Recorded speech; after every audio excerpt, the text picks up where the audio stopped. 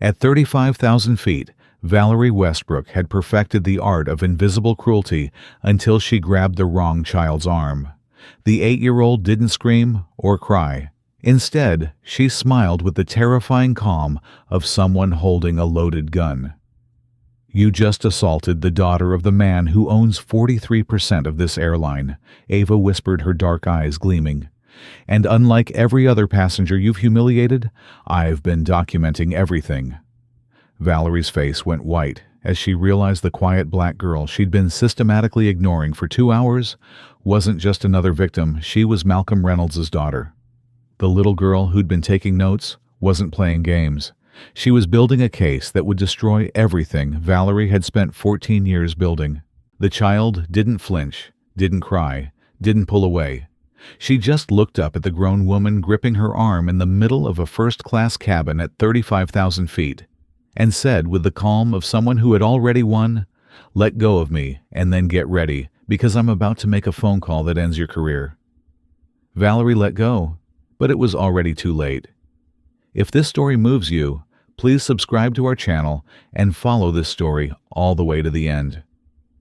Drop a comment and tell me what city you're watching from. I want to see how far this story has traveled. The airport was loud the way airports always are, a kind of organized chaos that most people tune out after a while. Announcements crackling over the intercom, rolling luggage wheels clicking against tile floors, children crying somewhere near the gate, the smell of fast food mixing with jet fuel every time a door swung open. But none of that noise touched Malcolm Reynolds. He moved through LAX, the way he moved through every room, with a quiet certainty, like the world had agreed to part for him without him having to ask. He was 43 years old, 6'2", and built like someone who had once worked construction and never fully left it behind. His suits were tailored in Milan. His watch was worth more than most people's cars. But his hands still had the knuckles of a man who had built things with them. Real things. Things that required effort and sweat and the kind of determination that doesn't come from wealth. Walking beside him, holding his hand, was Ava. She was 8 years old, and she had her father's eyes dark, steady, and full of something that most adults spend their whole lives trying to find. She had her mother's cheekbones sharp and elegant, and she had inherited from nobody in particular a habit of watching everything with quiet, total attention. The kind of watching that missed nothing. She wore a navy blue dress with white trim, her natural hair pulled into 2 puffs, and she had a small backpack covered in constellation patches.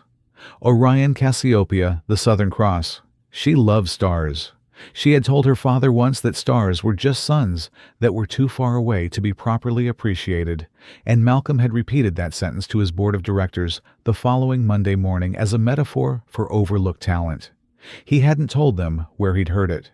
They moved through the terminal toward the first-class lounge, and Ava was doing the thing she always did, observing. Her eyes moved from face to face, read body language, the way some kids read picture books. She noticed the gate agent, who smiled differently depending on who approached the counter. She noticed the janitor, who sang softly to himself while emptying a trash can near gate 47. She noticed the couple arguing in whispers by the window. The woman's jaw tight, the man's eyes darting away every few seconds. She noticed everything. "Dad," she said, tugging his hand gently. "That gate agent over there. She's been helping everyone who comes up to her, but she keeps looking over her shoulder first, like she's checking if someone's watching her." Malcolm glanced in the direction Ava indicated. "What do you make of that?" Ava thought for a moment. Either she's doing something she's not supposed to, or she's afraid of doing something she is supposed to. Either way, she's scared. Malcolm looked down at his daughter with the expression he always wore when she surprised him. A kind of quiet pride that he tried not to show too obviously because he didn't want to make her self-conscious about it. "You've been reading those psychology books again, haven't you?" "They were on your shelf," Ava said simply. "You left them where I could reach. I'll keep that in mind," he said, and he smiled.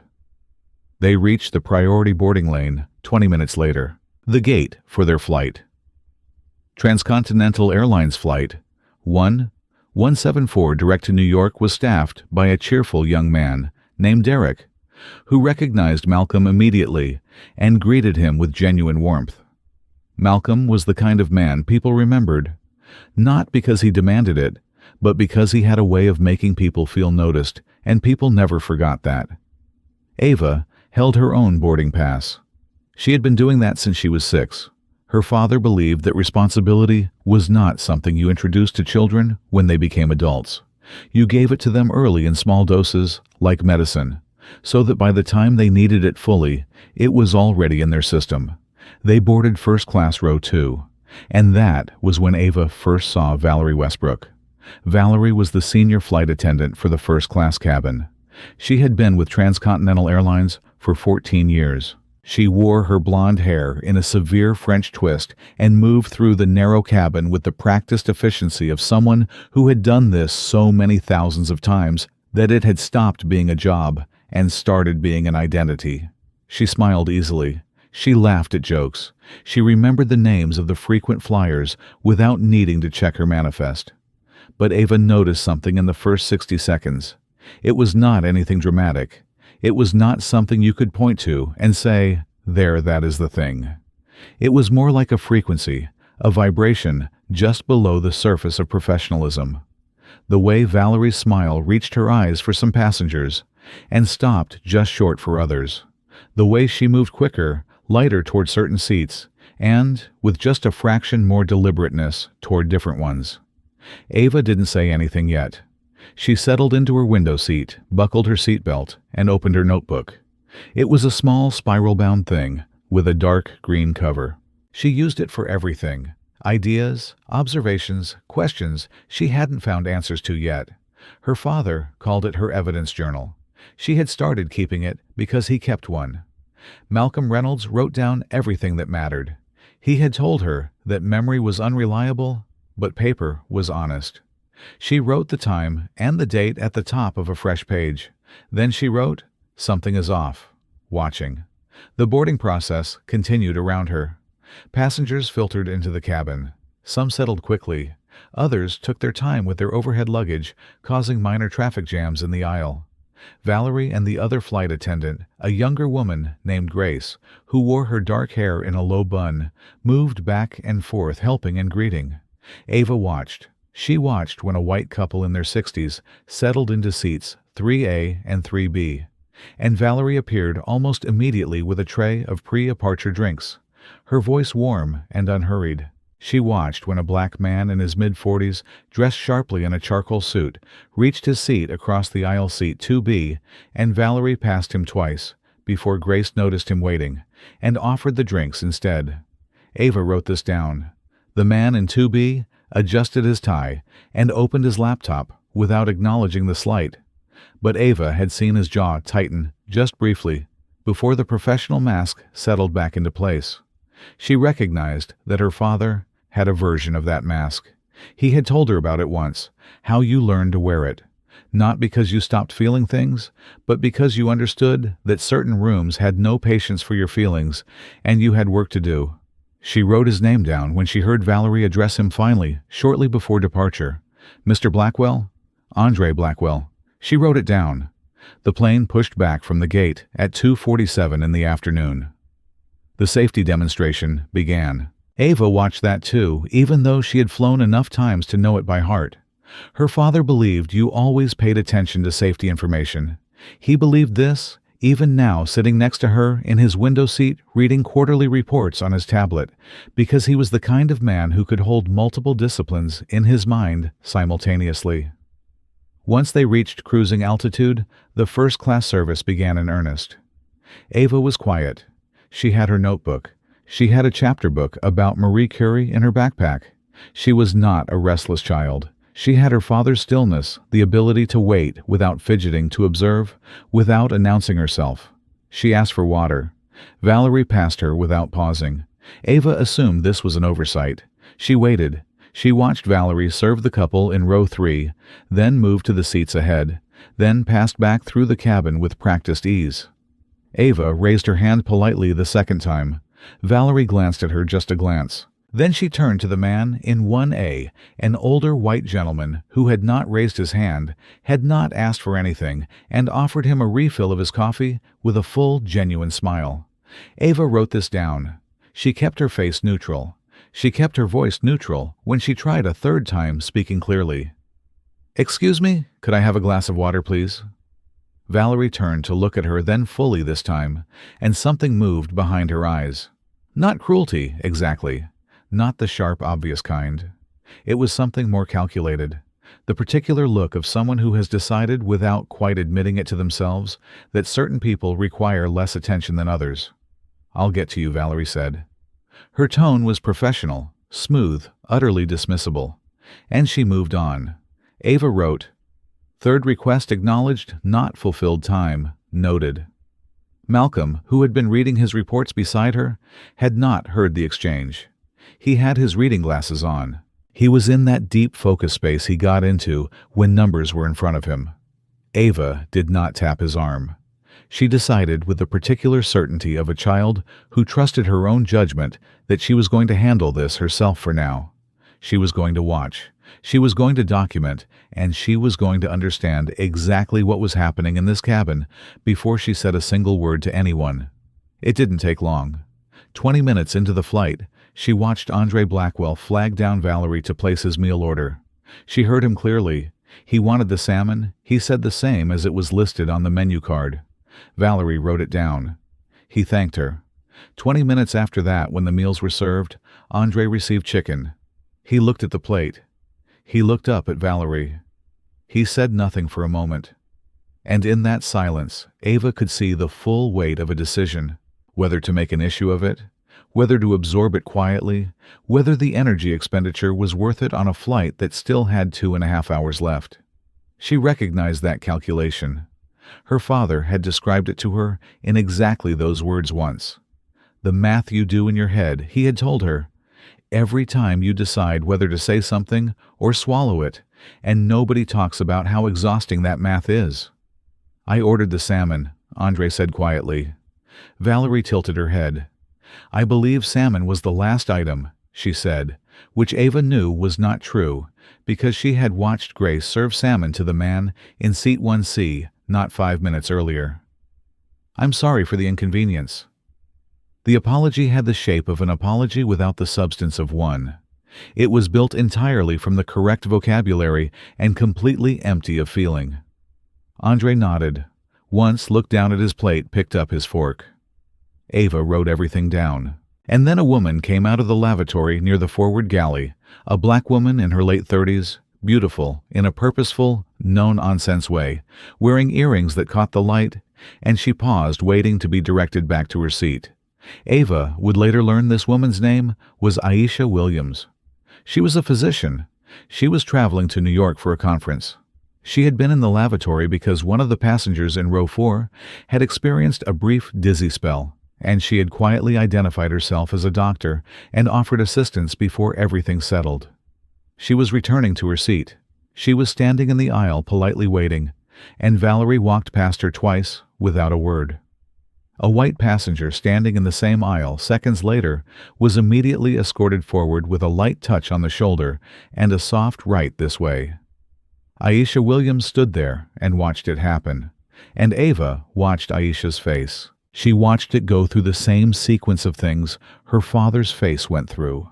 The recognition, the quiet decision, the mask settling back into place, and something in Ava that had been building quietly for the past hour went absolutely still. Not cold, not angry still. The way her father went still when he was done analyzing a situation and had moved into action mode. She closed her notebook. She straightened in her seat. She looked at her father. "Dad," she said. Malcolm looked up from his reports. He saw her face. He had learned to read every frequency of that face in 8 years, and what he saw now made him set down his tablet completely. "Talk to me," he said. "I need you to listen to something," she said, "and I need you not to react while I'm telling you. Okay, I need you to just listen first." He searched her face again. She was calm. She was not frightened. She was not hurt. She was something else, something he recognized because he had felt it himself 100 times. The particular clarity of a person who has decided to do something. "Okay." He said, "I've been watching the flight attendant." Ava said, Her name is Valerie, and she's been treating people differently. Not all people, specific people, the black passengers. She said it plainly, no dramatics, just fact. She ignored my water request 3 times. She walked past Andre, the man in 2B, multiple times before someone else served him his drinks. She changed his meal order to something he didn't ask for. She left a woman standing in the aisle without helping her, then immediately helped a white passenger in the same spot. I have all of it written down. The times, the details, everything. She held up her notebook. Malcolm Reynolds looked at his daughter. He looked at the notebook. He looked at the flight attendant moving through the cabin ahead of them. His expression did not change dramatically. What happened was more subtle, a kind of internal settling, like tectonic plates finding a new position. Something that had been one thing became another thing. Quietly, completely. "How long have you been tracking this?" he asked. "Since we boarded," she said. He was quiet for a moment. "You're sure?" "I'm sure," she said. "I don't write things down unless I'm sure." Malcolm looked at the cabin again. He looked at Andre Blackwell eating chicken he didn't order. He looked at Aisha Williams sitting very straight in her seat with the precise posture of someone who had decided not to let this ruin her afternoon. He looked at his daughter, his 8-year-old daughter sitting with a notebook full of careful documented observations. "What do you want to do?" he asked. This was one of the things Ava loved most about her father. He never told her what to think.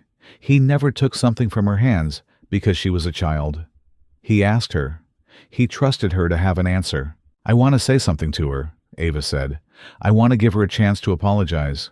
Not to me personally, to everyone she's treated this way on this flight. I want to give her a real chance, and I want you to let me do it." Malcolm picked up his tablet. He set it in the seat pocket in front of him. He put his reading glasses away. He turned to face forward with the full attention of a man who was prepared for something to happen. "You have the floor," he said. Ava unbuckled her seatbelt. She stood. She stepped out into the aisle. She walked forward 3 rows to where Valerie was standing near the galley curtain, reviewing something on a small clipboard. "Excuse me," Ava said. Valerie turned. She looked down at the child standing in front of her.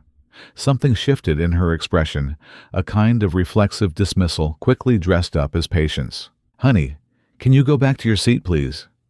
"I'll just be a moment," Ava said, and her voice was so steady, so entirely absent of nervousness, that the man in 3A looked up from his magazine.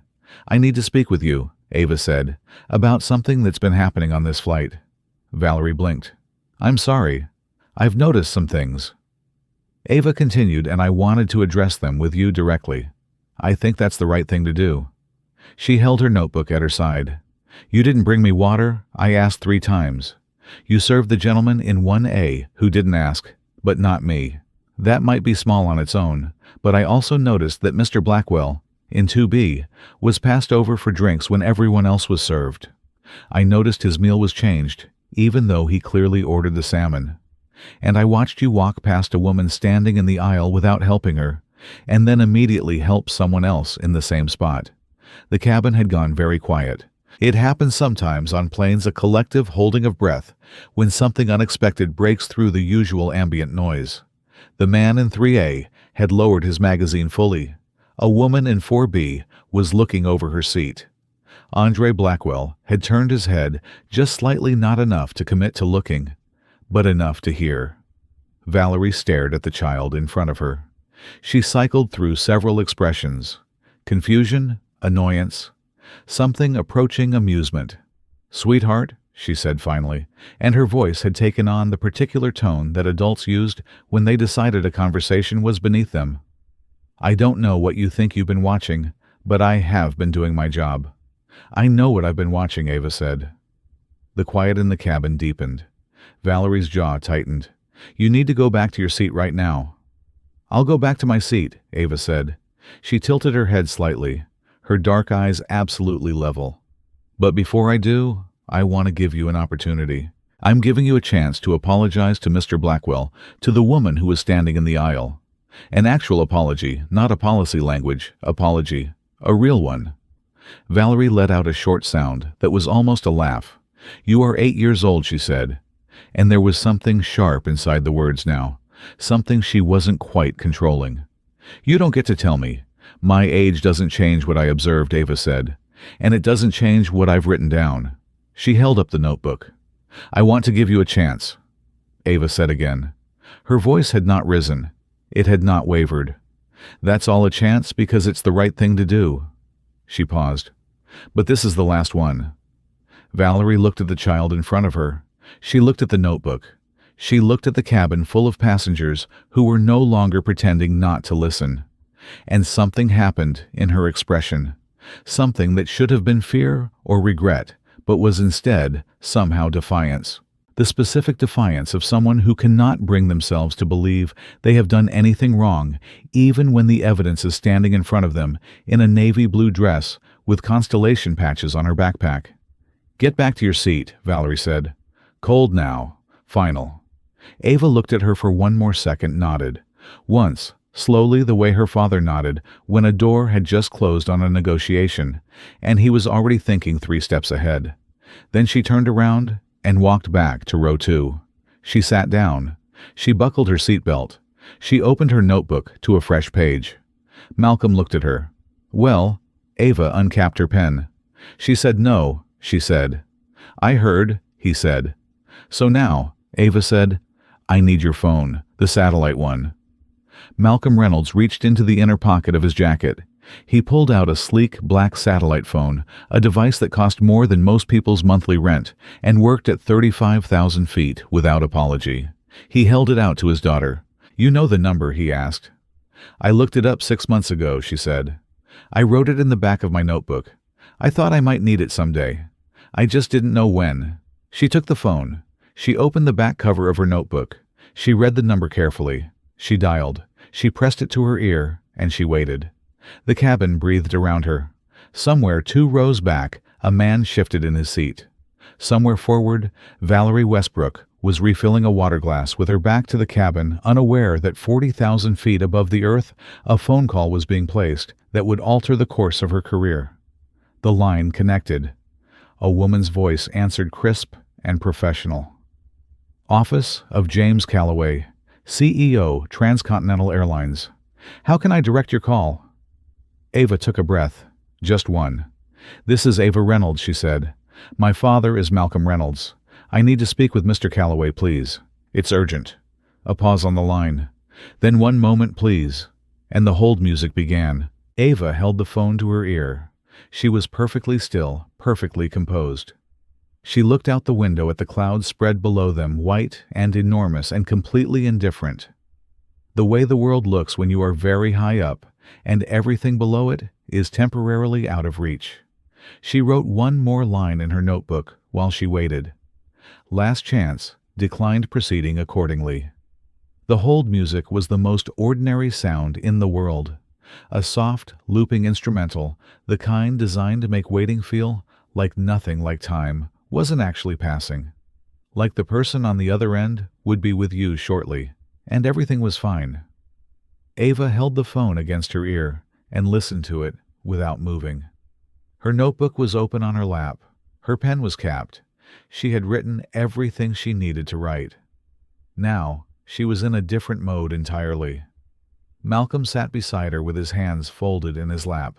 He was not reading. He was not checking his phone. He was doing the same thing Ava was doing, waiting with intention.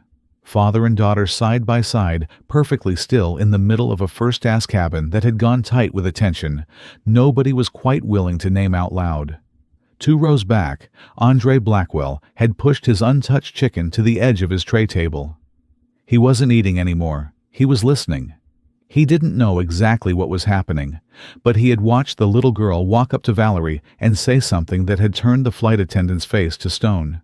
And now the child was on a phone, a satellite phone. He noticed not a cell. And the way she was holding it told him this was not a child making a dramatic gesture. This was something else.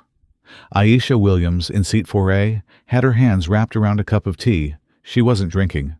She had caught Ava's eye once, briefly, when Ava sat back down, and something had passed between them, a kind of acknowledgement woman to girl that crossed the gap in their ages, without effort. Valerie Westbrook was in the forward galley. The curtain was half drawn. She was doing something with napkins, folding them, refolding them in the mechanical way of a person whose hands need to be busy because their mind is running fast. Grace, the younger flight attendant, had come back to check on her twice, and both times, Valerie had said she was fine in a voice that indicated clearly that she was not fine and did not wish to discuss it. Then, the hold music stopped. "Miss Reynolds." A male voice measured the voice of a man who had taken important calls before and knew how to begin them. "Yes," Ava said. "This is James Calloway. I understand this is urgent. What can I do for you?" Ava sat up slightly straighter, not from nervousness, from precision. She wanted her voice clear when she spoke. She wanted every word to land exactly where she intended it to land. "Mr. Calloway," she said, "my name is Ava Reynolds. I'm 8 years old. I'm currently on your flight 1174, Los Angeles to New York. I'm traveling in first class with my father, Malcolm Reynolds. And in the last hour and 20 minutes, I have documented a series of incidents involving one of your senior flight attendants that I believe you need to know about immediately." A brief pause on the line. "I see. Go ahead." And Ava went through it. She opened her notebook, not because she needed it. She had everything memorized, but because she wanted the precision of reading from documentation rather than reciting from memory.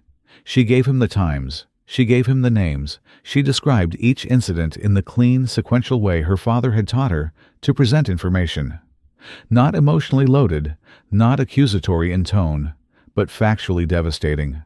The water requests ignored 3 times. Andre Blackwell's drinks withheld. The meal substitution. Aisha Williams left standing in the aisle while a white passenger in the same spot was immediately assisted. She gave Calloway the seat numbers. She gave him the approximate times. She gave him everything. When she finished, the line was quiet for 4 full seconds. "Miss Reynolds," Calloway said finally, and his voice had shifted. Something in it had become more careful, more present. "Can you confirm your father is on the flight with you?" "Yes, sir. He's sitting right next to me. May I speak with him for a moment?" Ava looked at her father and held out the phone. Malcolm took it. "James, Malcolm." A beat. "I'm going to need you to confirm what your daughter just described. Every word of it is accurate," Malcolm said. "She's been documenting since boarding. I've been watching for the past 30 minutes myself. This is not exaggeration." Another silence. When Calloway spoke again, something had hardened in his professionalism. The specific hardness of a man who had just understood that something had happened on one of his planes, and that the fallout was going to require his immediate personal attention. "I'm going to make a call to my operations team right now. I want a full account logged before this flight lands, and I want to speak with your daughter again, if that's all right." "It's her call," Malcolm said. He handed the phone back.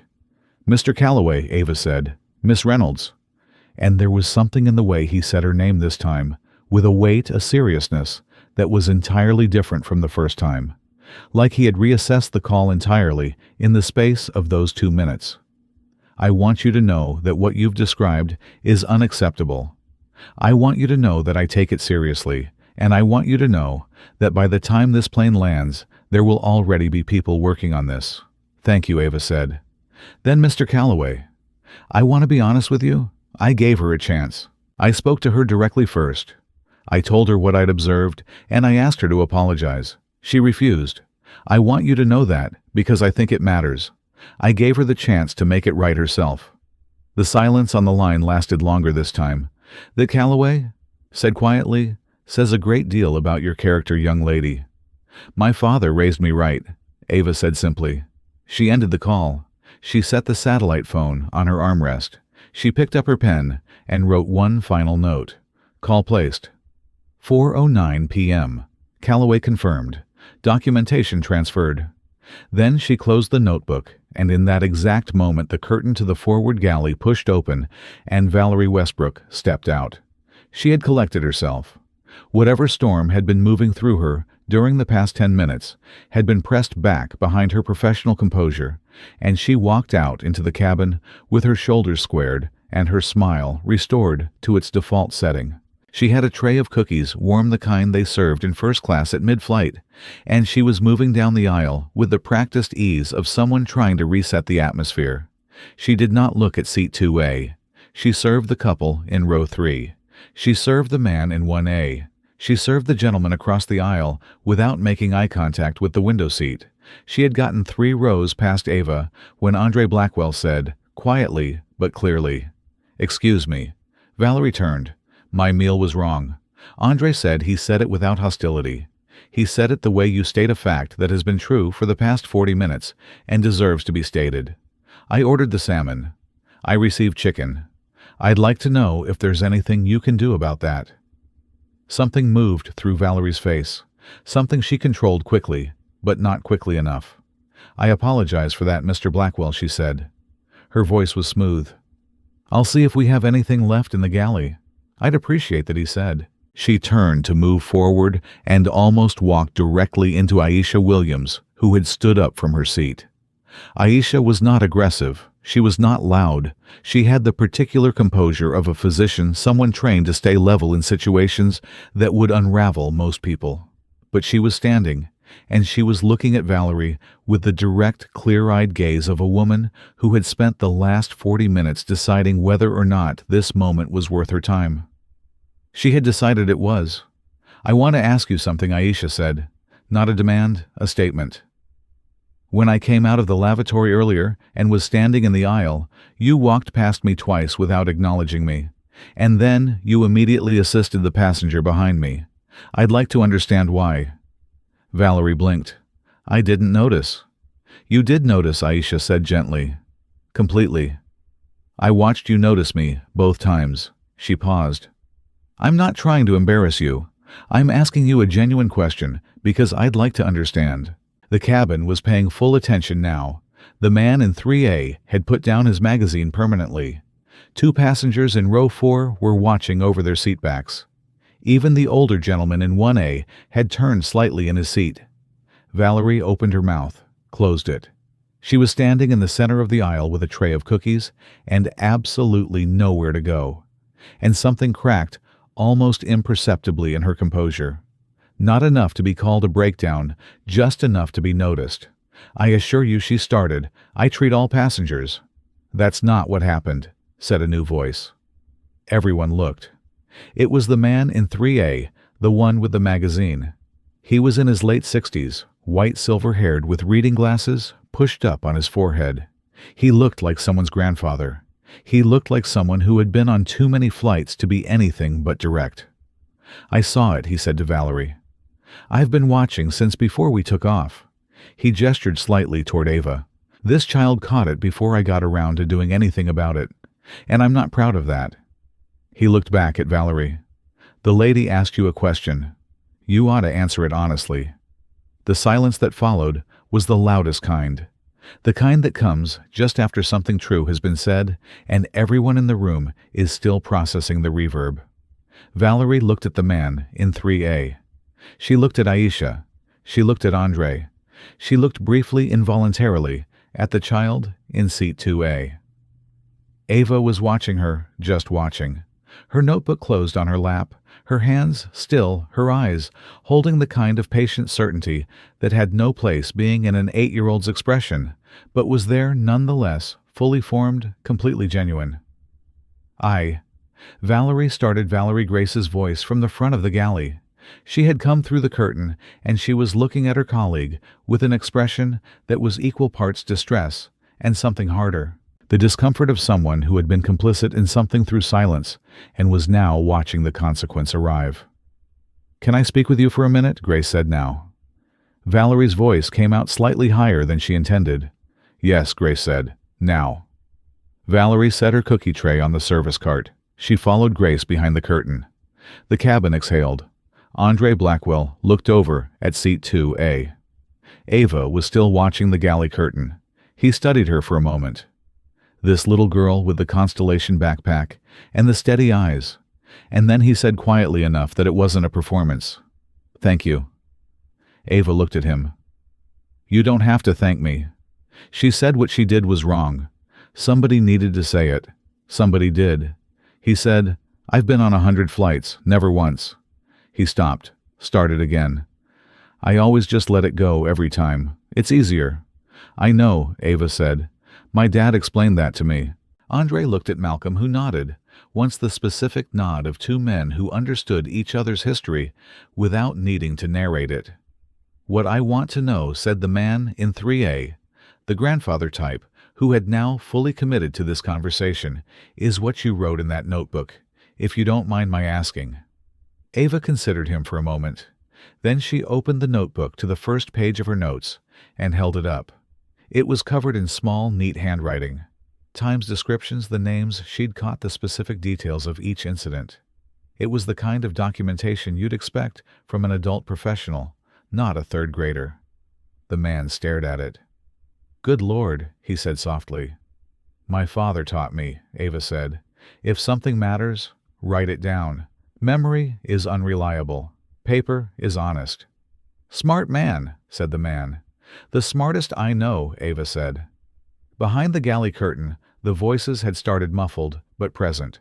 You couldn't make out individual words, but you could hear the shape of the conversation. Grace's voice, low and urgent. Valerie's voice rising, once then falling again. Whatever was being said back there was not small. Then Valerie came back through the curtain alone. She looked different, not destroyed. She still had the posture, still had the uniform, still had the exterior of someone who had been doing this job for 14 years. But something behind her eyes had shifted.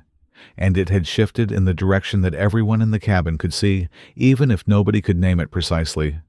She walked to Andre Blackwell's row and stood beside his seat. She was not holding anything.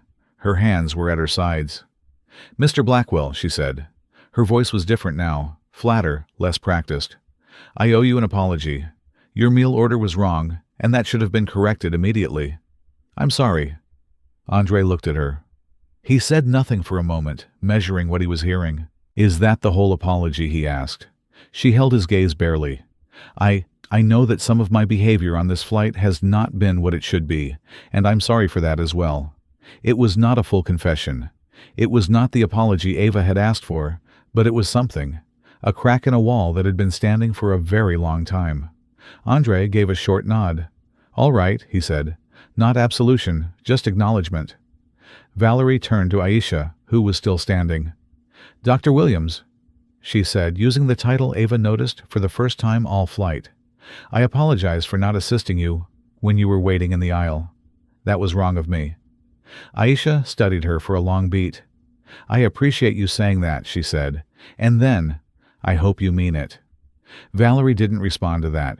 She turned. She looked toward seat 2A. She looked at Ava. This was the moment. The whole cabin felt it. That particular gravity of a reckoning, the way the air in a room changes when something unavoidable is finally arriving. Valerie walked to row 2. She stopped beside Ava's seat. She looked at the child, and she opened her mouth, and whatever she had prepared to say, whatever she had rehearsed in those 2 minutes behind the curtain, seemed to collapse before it could become words.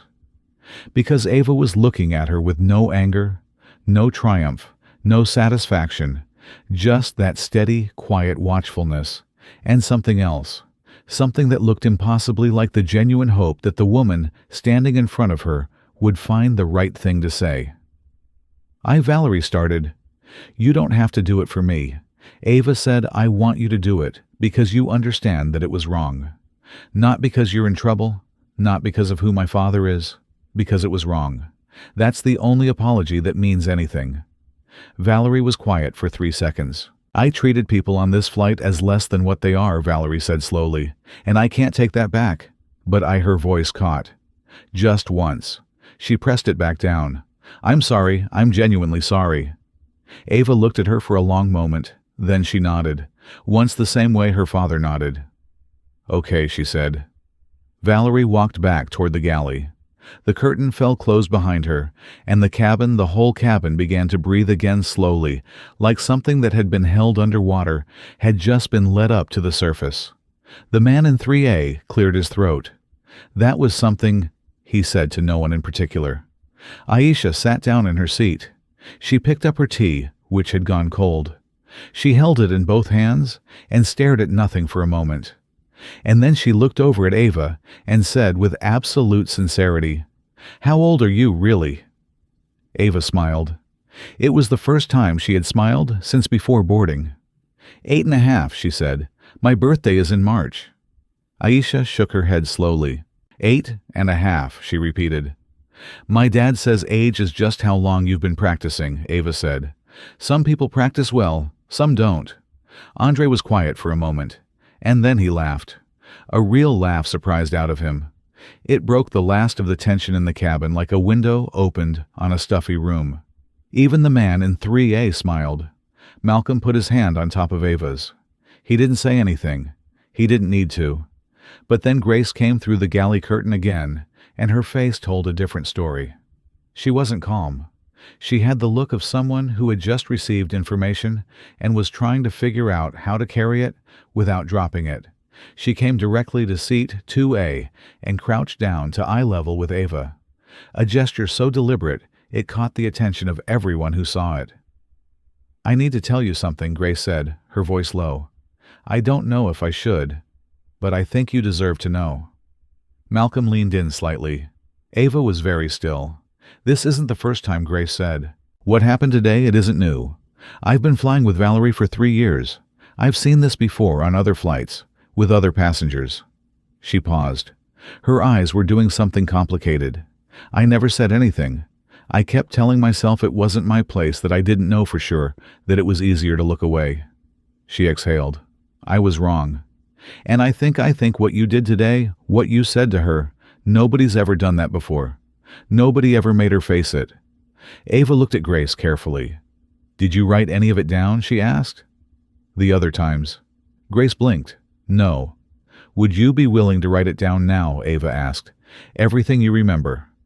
Mr. Calloway is going to need more than one incident. He's going to need a pattern. Grace stared at her. She looked at Malcolm. She looked back at Ava. You already called the CEO before the apology. Ava said, I wanted to make sure the record existed, regardless of what she said afterward. Grace was quiet for a long moment. Something moved across her face. A dawning, the specific expression of someone who has just understood how seriously they have been underestimating a situation. Yes, Grace said finally. I'll write it down. Everything I remember. Thank you, Ava said. Grace stood up slowly and walked back toward the galley. She didn't look at Valerie's curtain.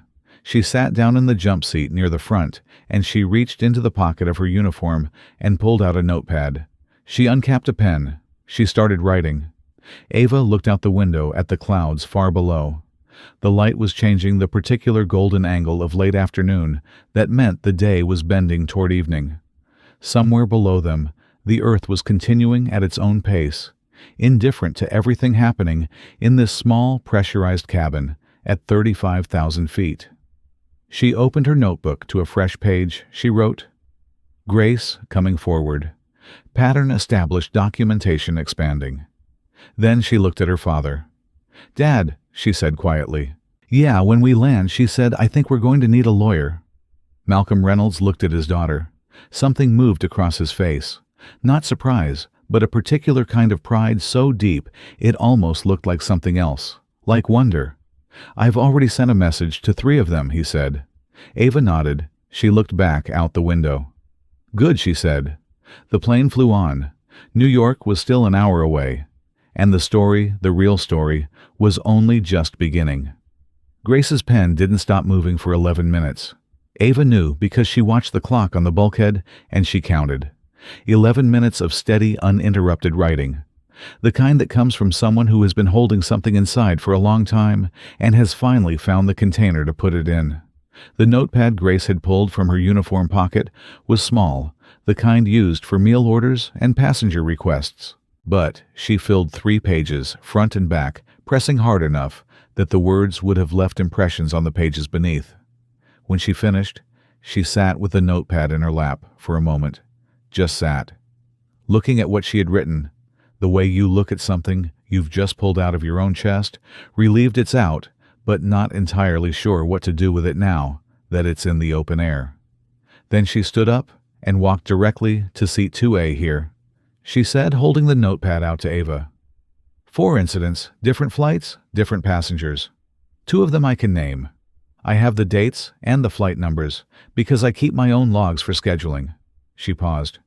The other 2 I remember clearly, but I didn't document them at the time. I should have. Ava took the notepad and read it carefully. Not quickly carefully. The way her father read contracts, tracking every word for what it said and what it didn't say. When she finished, she looked up at Grace. "This is good," she said. "This matters." "Does it help?" Grace asked. "It turns one incident into a pattern," Ava said. "That's a completely different conversation." Grace nodded. She looked like someone who had made a decision and hadn't fully absorbed the weight of it yet. "I want you to know something," she said. "I liked my job. I was good at my job. I told myself that staying quiet was just professionalism, not getting involved. But the truth is, I was afraid of her. She's been here 14 years, and I've been here 3, and I just—" She stopped. "That's not an excuse. No." Ava agreed. "But it's a reason. There's a difference." She looked at Grace steadily. "You're doing the right thing now. That counts." Grace straightened up, nodded once, went back to the jump seat. Malcolm had been reading Grace's notes over Ava's shoulder. He sat back now, and was quiet for a moment, thinking with the particular focused silence that meant he was already building something in his mind. A structure, and approached the architecture of what came next. 4 incidents, he said, 3 years, different flights. Pattern of conduct. Ava said, "That's not a firing offense," Malcolm said carefully. "That's a legal matter, I know," Ava said. She looked at him. "Is that okay?" He held her gaze. "Baby, you call it. This is your case." And somewhere in the forward galley, behind a half-drawn curtain, Valerie Westbrook was doing something that nobody in the cabin could see, but that Grace had noticed before she sat back down. Valerie was on her own phone, not a satellite phone. Her personal cell, which technically wasn't supposed to be in active use during the flight.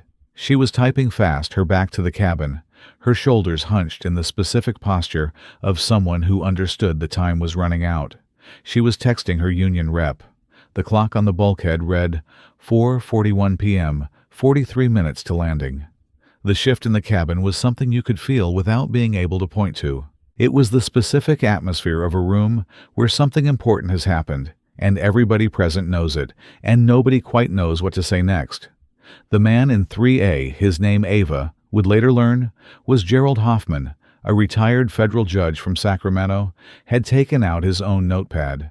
He was writing something with the deliberate, unhurried hand of a man who understood how documentation worked in a formal context. He caught Ava's eye and gave her a small nod, and she returned it. Andre Blackwell had his phone out. He was recording a voice memo, speaking quietly into it, with his hand partially covering his mouth, recounting his experience in the methodical, specific way of a man who had been in enough professional situations to know that details mattered and memory faded. Aisha Williams was doing something similar. She had pulled up the notes application on her phone and was typing steadily, her thumbs moving fast, her eyes focused, without anyone coordinating it, without anyone asking. The witnesses were documenting themselves. Ava noticed this. She wrote it down. Then the galley curtain moved. Valerie came through it, and her whole energy was different now. Not the collected professionalism she had reassembled after the apology. Something newer, something that had the particular edge of a person who has just received advice, and is now operating on it. Her chin was up.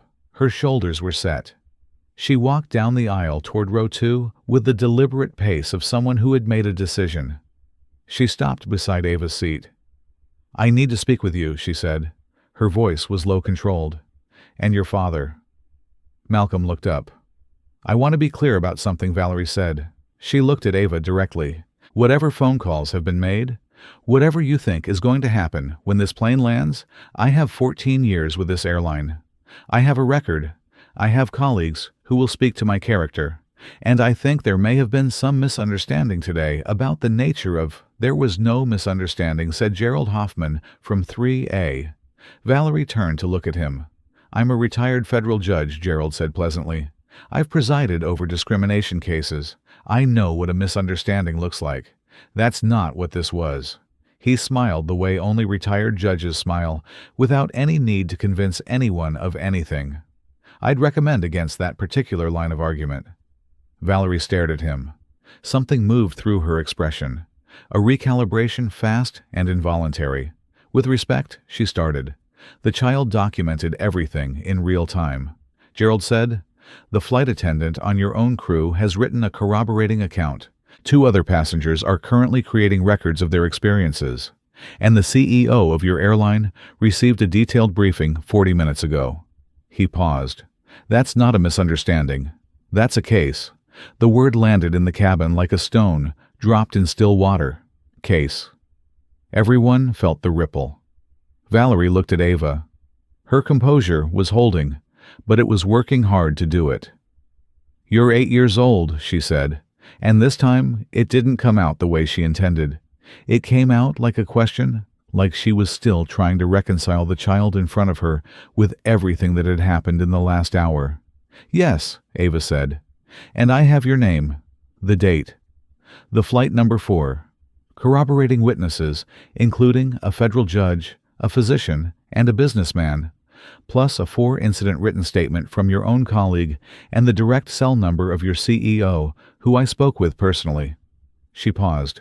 "My age has never been relevant to any of that." The cabin was absolutely silent. Valerie opened her mouth, closed it. She turned and walked back to the galley without another word. The curtain swung shut.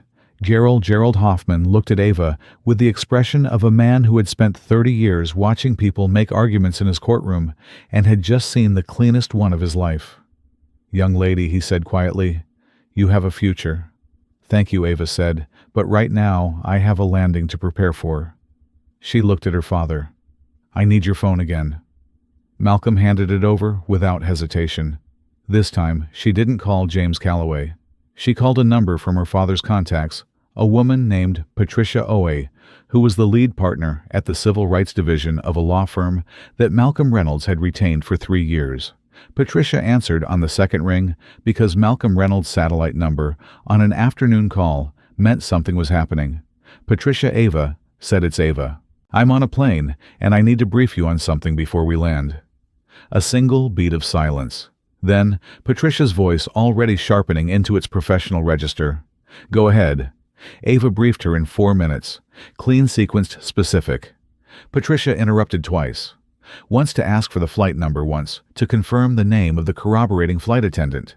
When Ava finished, Patricia said, "Who else was on that call with Calloway?" "Just me," Ava said. "No third-party witness to the call. My father was beside me. He spoke with Calloway briefly." "Good. Don't say anything else to the airline staff before I get to the gate. I'll be there when you land." A pause. "Ava, you did everything right. Just hold the line." "Yes, ma'am," Ava said. She ended the call. She looked at the time. 4:58 p.m. 31 minutes to landing. She handed the phone back to her father and sat back in her seat and breathed for the first time in what felt like a very long while. Andre Blackwell leaned slightly into the aisle. "Was that a lawyer?" "Yes," Ava said. Andre absorbed this. He looked at Malcolm. "Is she always like this?" Malcolm smiled. A real smile, private and full. "Pretty much since she could read." Andre looked back at Ava. "My son is 10, he said. Can she give him some pointers?" "I have a reading list," Ava said. Andre laughed again. That same surprised, genuine laugh from before. And this time, Aisha joined it. And Gerald made a sound that was close enough to laughter for a retired federal judge. And even the passengers in row 4, who had been watching quietly for the last 20 minutes, were smiling in the cautious, warming way of people who are realizing they have been present for something unusual. The warmth lasted exactly 4 minutes. Then Grace came through the curtain again, and this time her face was carrying something different. Not the relieved openness of someone who has just told the truth, something harder, something a little frightened. She came to Malcolm directly. She leaned down and spoke at his ear level, keeping her voice low enough that only the immediate rows could catch pieces of it. She called someone. Grace said, "Valerie, I don't know who. I only heard part of it, But she was going to contest everything.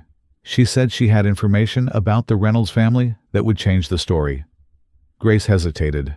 I don't know what that means, but I thought you should know. Malcolm was very still for a moment. He looked at Grace with calm, level eyes. Thank you, he said. Grace went back to the front. The curtain fell. Malcolm looked at Ava. Ava was already looking at him. Information about us, she said quietly. What would she have? Nothing. Malcolm said. His voice was steady. There is nothing. Our record is clean. Our documentation is solid. And the facts of what happened on this flight are not changed by anything she says about us. She might try to make it about you. Ava said, your company, your history, something. She might, Malcolm agreed. That's a deflection, Ava said. Patricia will know how to handle a deflection. Patricia will know, he confirmed. Ava thought for a moment. Dad, whatever she says, whatever she finds or makes up or spins, it doesn't change what I watched her do today, right? Not by one word, he said. She nodded. She looked forward. She was quiet for a moment, and in that quiet, her age showed not in weakness, but in the particular way children process things that adults have spent decades learning to metabolize. She was 8 years old, and she had just been told that the person she had confronted was preparing a counter-narrative, and she was sitting with that the way you sit with something heavy, feeling its actual weight. Then she opened her notebook. She turned to a fresh page. She wrote, Valerie made a call, claims to have information, likely deflection. Patricia advised, hold the line. Then underneath that, she wrote one more line, smaller than the rest. Don't let her make this about Dad. Keep it about what I saw. She underlined it twice. 20 minutes to landing, the fasten seatbelt sign came on with its familiar chime, and the captain's voice came over the intercom with the standard approach announcement. Altitude, local time, and New York temperature. The usual courtesies that meant the journey was ending, and the city was coming up beneath them. People began folding away laptops and collecting their belongings, with the particular choreography of a first-class cabin preparing to land. But in seat 2, Ava Reynolds sat completely still. Her seatbelt was already fastened. Her tray table was already up. Her backpack was already stowed. She had been ready for the next phase since the moment she ended the call with Patricia. She looked out the window. The clouds had broken, and below them through the gap she could see the coast. The exact place where the land met the water, in the particular way it did, on the approach to JFK. She had seen it dozens of times. It never looked entirely the same twice. She felt her father's hand cover hers. She looked at him. Whatever happens, when we get off this plane, he said, I want you to know something. What? He was quiet for a second, not searching for words, but choosing the right ones carefully, the way he always did. I have spent 20 years building things, he said. Companies, systems. Things that matter. Things that will last. And I have never in those 20 years been as proud as I am sitting in this seat right now. Ava looked at him. Her eyes were steady, but something behind them moved. Something young and soft and entirely unguarded. The part of her that was still underneath all the composure. An 8-year-old girl who needed to know her father thought she'd done well. Even though I got you into a legal situation, she asked. Especially because of that, he said. She leaned her head against his arm, just for a moment, just long enough to be a child. Then she sat back up. The plane descended in the forward galley, behind the curtain. Valerie Westbrook was sitting in the jump seat, with her hands folded in her lap, and her eyes fixed on nothing. Grace was beside her, but not close. The distance of two people who have been colleagues for 3 years and have just discovered they are no longer on the same side of something important. The silence between them had the specific texture of things that could not be unsaid. Valerie had been in this job for 14 years. She knew every version of a difficult flight. The medical emergencies, the aggressive passengers, the weather delays, the mechanical scares. She had handled all of it. She had been commended for her composure, her professionalism, her ability to de-escalate. She had a shelf at home with 3 years of performance reviews that were uniformly excellent. None of that was going to matter. She knew it in the specific way that you know things. when the knowing arrives not gradually, but all at once, complete and unavoidable. The call to her union rep had given her language grounds for appeal, procedural rights, documentation requirements. But language was not the same as a way out. She had looked at the child sitting in seat 2A with a satellite phone and a notebook full of time-stamped evidence, and a retired federal judge nodding in agreement 3 rows back. And she had understood somewhere below the level of her defenses that the wall she had built around her behavior had just come down. What she was less prepared for was the feeling that came with that understanding, because it was not entirely made of fear. Some of it, and this was the part she couldn't look at directly, was something closer to relief. The particular exhaustion of a person who has been carrying something too heavy for too long, finally setting it down, even involuntarily. She didn't have a name for that feeling. She wasn't ready to name it. The runway lights came up in the windows. The wheels touched down, and Transcontinental Airlines, Flight 1174, rolled to its gate at JFK at 5:22 p.m., 7 minutes ahead of schedule. As if even the airplane understood that what came next couldn't wait. The seatbelt sign chimed off. The cabin moved, the immediate surge of standing passengers' overhead bins, opening the ambient noise of 200 people reassembling their lives for arrival. In first class, it was quieter, more deliberate. People stood collected things. Some of them glanced toward row 2. Darrell Hoffman stood and buttoned his jacket. He reached into his breast pocket and produced a business card. He leaned across the aisle and held it out to Ava. If anyone needs a statement from a witness, he said, "I am available. Use that number any time." Ava took the card. "Thank you, Mr. Hoffman." "Judge Hoffman, technically," he said, "but Hoffman is fine." He paused. "You did a hard thing today, young lady. A hard thing. The right way. Not everyone manages that combination." He moved toward the exit. Andre Blackwell was next. He stood, pulled his bag from the overhead, and looked at Ava one more time. He had his voice memo phone in his jacket pocket. She could see the corner of it. "My son's name is Marcus," he said. "I'm going to tell him about today. Tell him Ava said that the math of deciding whether to say something is always going to be hard, but you can get better at it." Andre absorbed that. He nodded slowly in the way of a man filing something away, not just in memory, but somewhere deeper. "I will," he said. He extended his hand. Ava shook it. Aisha Williams was the last of the 3. She stood in the aisle with her carry-on over her shoulder, and she looked at Ava with an expression that was too full to be any single thing. Gratitude and recognition, and something that was almost like grief. The kind that comes when you realize how long something has been wrong, and how long you've been absorbing it quietly. "I'm a physician," she said. "I save lives. That's my whole thing. And today, an 8-year-old girl had to fight a battle on my behalf because I had already decided it wasn't worth fighting." She paused. "I'm not going to do that again," Good Ava said simply. Aisha smiled, wide and real and completely unguarded. "Happy birthday in March," she said. "Thank you," Ava said. And then the aisle cleared, and Malcolm Reynolds stood and held out his hand to his daughter, and she took it, and together they walked to the front of the plane. Valerie was standing near the exit door. She was required to stand there. Protocol, 14 years of protocol. She looked at Ava as she passed. Ava stopped. She looked at Valerie, really looked at her for a long moment. Not with triumph, not with coldness, with something that was harder to carry than either of those things. With the simple, unflinching attention of someone who sees you clearly and has decided that clarity is the most honest thing they can offer.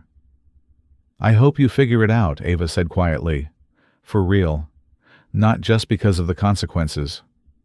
For real." Valerie said nothing. Her jaw worked once. Her eyes were bright in a way that had nothing to do with her professional composure.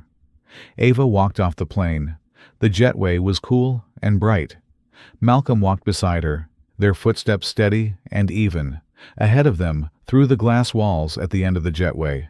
The gate was visible, and standing just beyond it they're already watching, was a tall woman in a dark suit with close-cropped natural hair and reading glasses pushed up on her forehead, and a legal pad in one hand and a phone in the other. Patricia Owe. She saw them coming, and her expression shifted from the focused readiness of a lawyer arriving at a scene to something warmer, something personal. She had known Ava since the girl was 4 years old. She had watched her grow up. She had never seen her like this. She crouched down as they came through the gate, the same gesture Grace had used in the cabin eye level, intentional, and she looked at Ava with full, serious attention. "Tell me everything from the beginning," Patricia said. "Your words, your order. Don't leave anything out." Ava Reynolds opened her notebook. She began. Patricia Oe listened the way lawyers listen, without interrupting, without reacting, with the kind of concentrated stillness that most people mistake for patience, but is actually something more precise than that. It is the discipline of someone who knows that every facial expression, every small sound of agreement or surprise can shape the testimony of the person in front of them. She didn't want to shape it. She wanted it raw.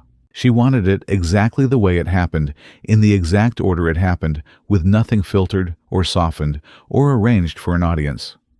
Ava understood this without being told. She spoke the way she had written, clean lines, specific details, no editorializing. She gave Patricia everything from the first ignored water request to the moment Valerie stood at the exit door and said nothing. She gave her Grace's statement, which she handed over, still in the original notepad.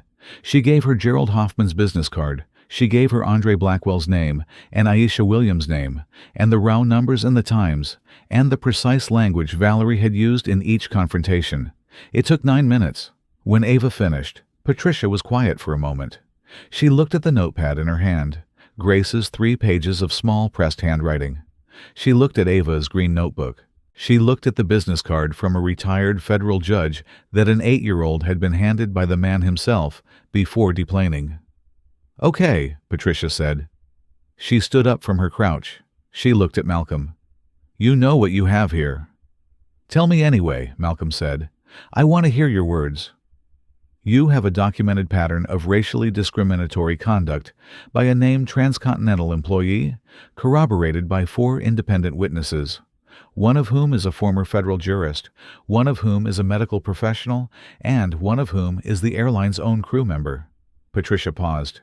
"You have time-stamped documentation created in real time. You have a recorded phone conversation with the airline CEO that established corporate awareness before landing." She paused again. "And you have an 8-year-old who gave the perpetrator an opportunity to self-correct on the record before escalating. That last part is not nothing. That last part is actually everything." Why, Ava asked. Patricia looked at her. "Because it removes any argument that this was a miscommunication or an overreaction. You didn't go around her. You went to her first. You gave her a documented chance. She declined it in front of witnesses. That sequence, that specific order of events, is the difference between a complaint and a case." Ava absorbed this, not at once. "What happens now?" Malcolm asked. Patricia was already moving. Phone in one hand, legal pad in the other, the brisk forward momentum of a woman who had been waiting at a gate for 40 minutes and was now in full operational mode. "Now we go somewhere quiet, and I make 3 calls. You don't talk to anyone from the airline. Not Callaway, not their legal team, not a gate agent. Nobody until I've spoken to them first." "Understood, understood," Malcolm said. "Ava." Patricia looked at the girl directly. "Same goes for you. If anyone approaches you with questions, you smile and you say, 'Our attorney is handling communications.' That's it. Nothing else." "Our attorney is handling communications," Ava repeated, testing the phrase for weight. "Okay." They moved through the terminal with Patricia leading Malcolm beside her, Ava between them. Around them, the airport moved at its own pace. The rolling luggage, the announcements, the smell of coffee and jet fuel, and people going somewhere. But within their small triangle of 3, something was in motion that had nothing to do with the airport's ordinary rhythm. The time was 5:41 p.m. Patricia had booked a private conference room in the airline's business lounge on the concourse level. She had done it from the car on the way to the airport before she knew exactly what she was walking into, because Malcolm Reynolds had told her it was urgent. and in 20 years of knowing Malcolm Reynolds urgent meant exactly that. The room was small, quiet, and had a table and 4 chairs, and a window that looked out at nothing in particular. They sat. Patricia made her calls. The first was to her paralegal.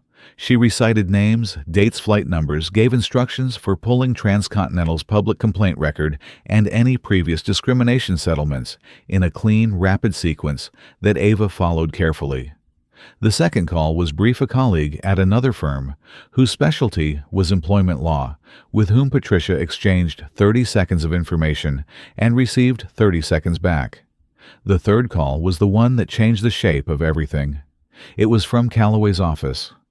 Patricia's phone rang in the middle of her setting up a document on her legal pad, and she looked at the number and held up a finger to Malcolm and Ava and answered it. Patricia OA. A pause. Yes, I'm available. Another pause. Longer. Her expression didn't change. It was already professional, already contained, but something in her posture shifted very slightly in the direction of heightened attention. I see, she said. When A pause. We'll be available. She ended the call. She set the phone on the table.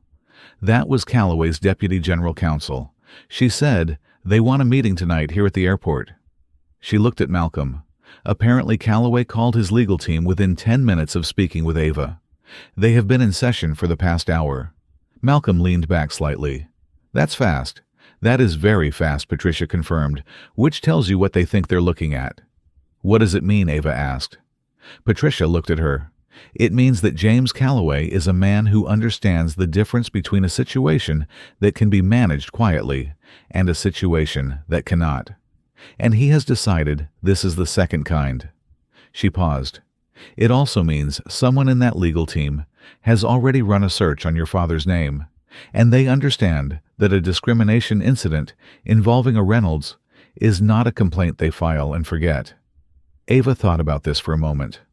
I don't want it to be about who my father is, she said. I want it to be about what she did. Patricia looked at her steadily.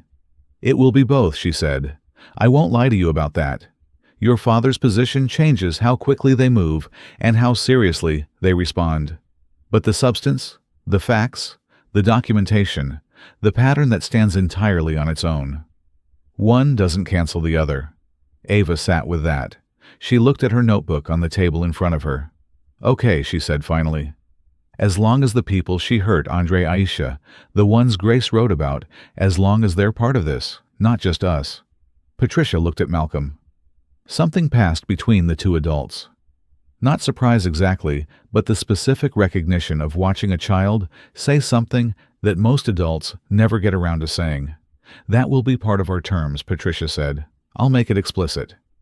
The meeting with Calloway's legal team was set for 7:00 p.m. That left an hour and 19 minutes, and Malcolm used 20 of them to take his daughter to get something to eat, because she had never received her water on the flight and had eaten approximately nothing since Los Angeles. They sat in a restaurant on the concourse level, and Ava ordered pasta and a glass of water. And when the water arrived, she held it for a moment before drinking it in the unceremonious way of a person who had been waiting a long time for something ordinary. Malcolm watched her eat. He had not said anything for several minutes, the comfortable full silence of a father and daughter who don't require noise to feel connected. Then, I want to ask you something. Ava looked up. When Valerie grabbed your arm on the plane, he said carefully, earlier, before you came back to your seat, he had heard about this from Gerald Hoffman, who had mentioned it quietly before deplaning. Why didn't you tell me? Ava set down her fork. She thought about this honestly. Because if I had told you right then, you would have handled it, she said. And I needed to handle it. Malcolm was quiet. I'm not saying you would have done it wrong, she said quickly. I know you would have done it right. But if you had stepped in, it becomes your story. A powerful man confronting a flight attendant. That's a different story than what actually happened. She looked at him. What actually happened is that she grabbed a child's arm because she was afraid of the child, and the child didn't cry and didn't run and didn't need rescuing. That's the real story.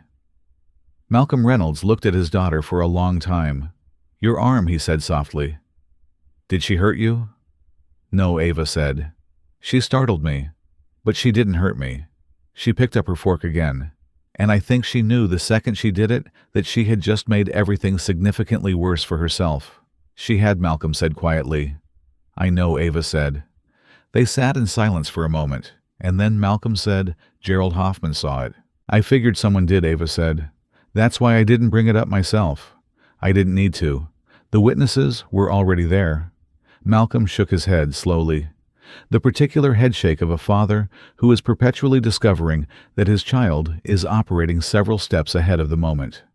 Eat your pasta, he said. She ate her pasta. They were back in the conference room at 6:58 p.m. when Calloway's team arrived. There were 3 of them, a deputy general counsel named Stephen Park, a senior HR director named Deborah Ames, and a younger attorney whose name Ava didn't catch, but whose job she quickly understood was to take notes. They came in with the contained professional energy of people who were managing something and knew it, which is different from the energy of people who are losing something and know it. Ava registered the difference immediately. Patricia made introductions. Everyone sat.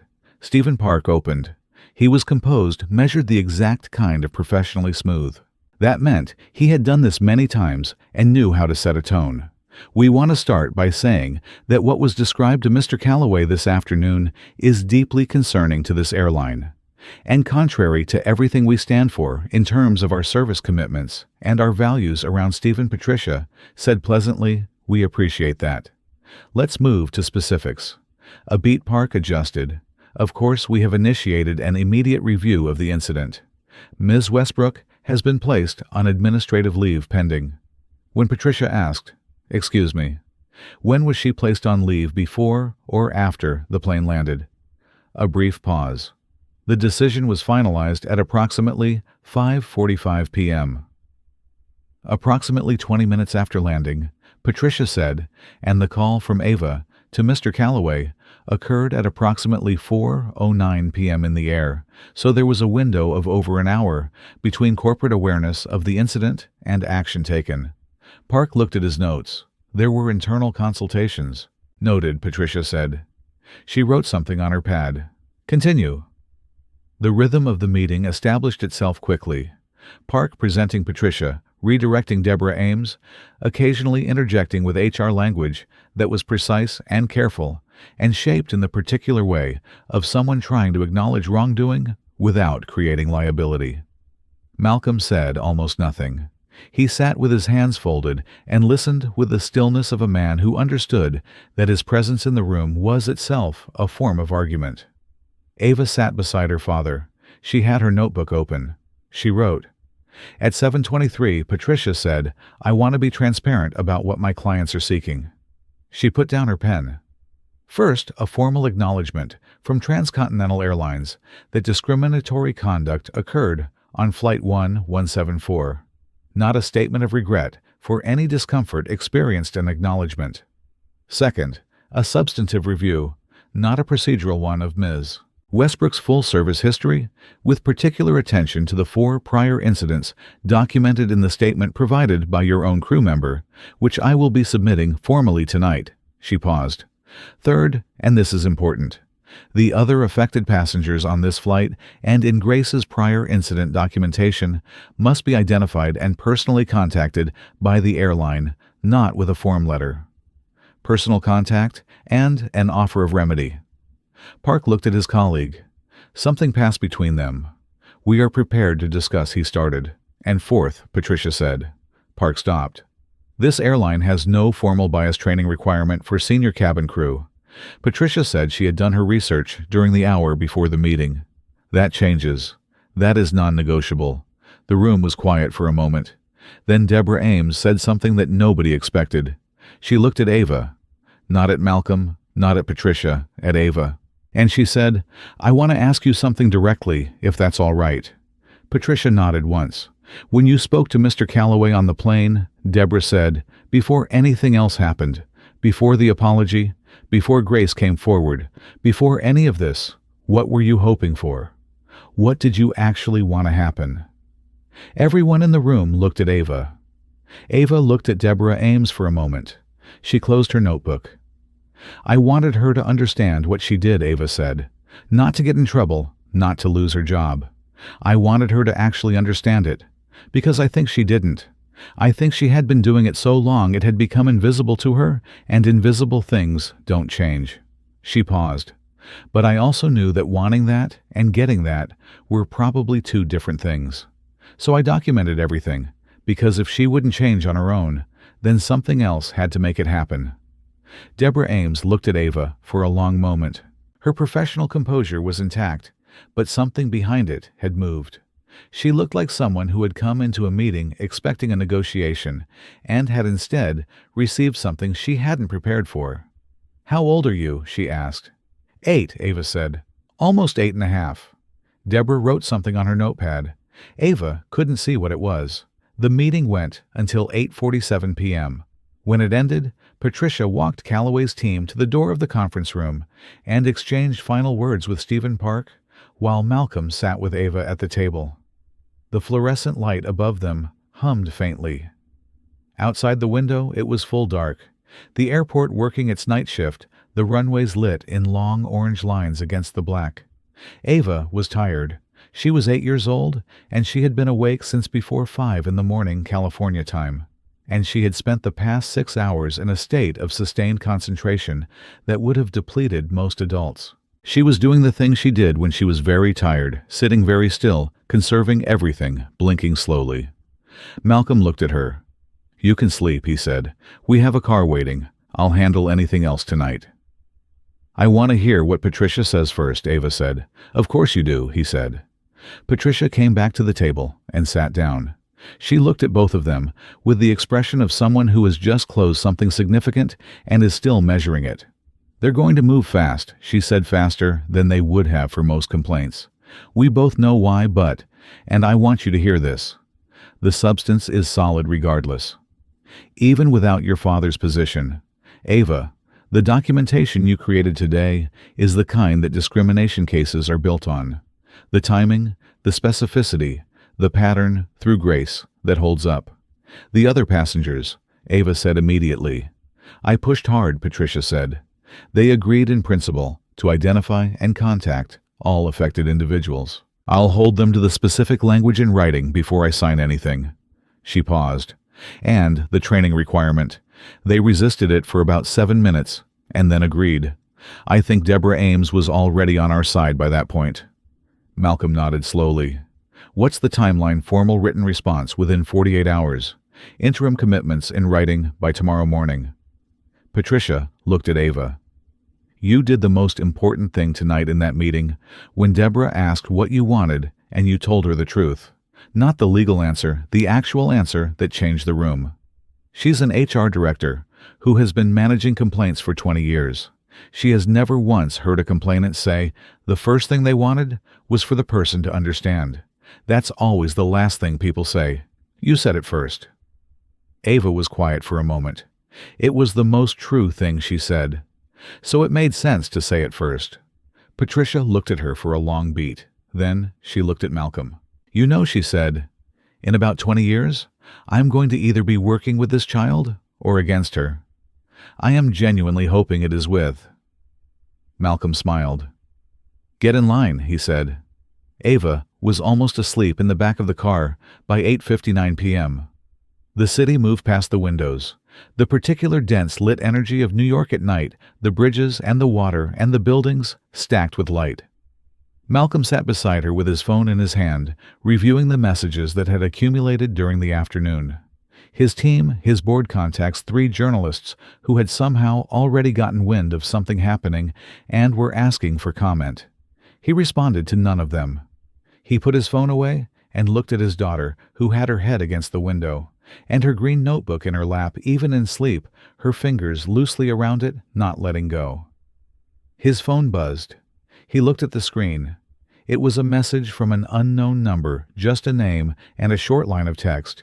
He read it twice before he understood who it was from. The name at the top of the message was Valerie Westbrook, and the message said, "I know this doesn't change anything, but I want you to know that I heard what your daughter said today. I mean really heard it. I don't know what I'm going to do with that yet, but I heard it. Malcolm stared at the message for a long time. The city moved past. His daughter slept.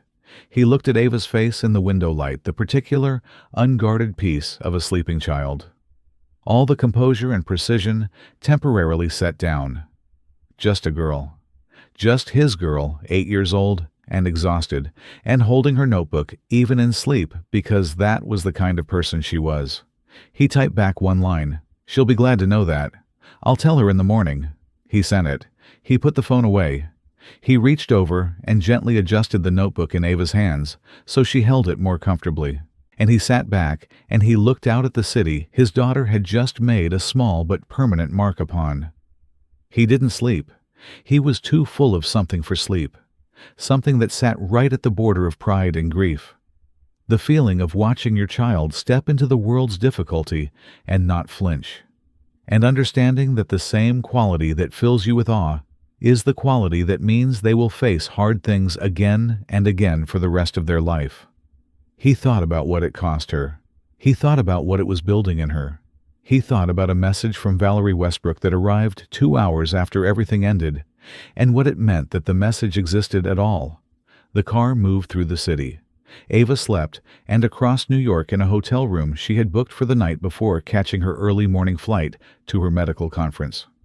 Aisha Williams was sitting at a small desk with her phone in front of her and a blank email open on her screen. She had the cursor in the subject line. She had been sitting this way for 20 minutes.